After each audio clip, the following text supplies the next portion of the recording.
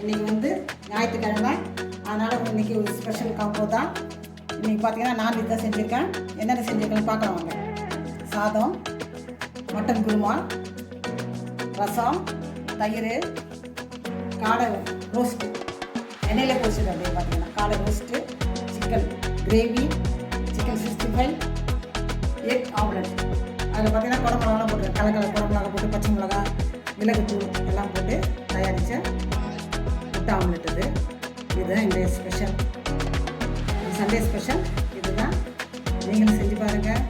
என்னுடைய அன்னஸ் கிச்சனுக்கு லைக் பண்ணுங்கள், ஷேர் பண்ணுங்கள், கமெண்ட் பண்ணுங்கள். என்னோட அன்னஸ் கிச்சனுக்கு சப்ஸ்கிரைப் பண்ணுங்கள். தேங்க்யூ.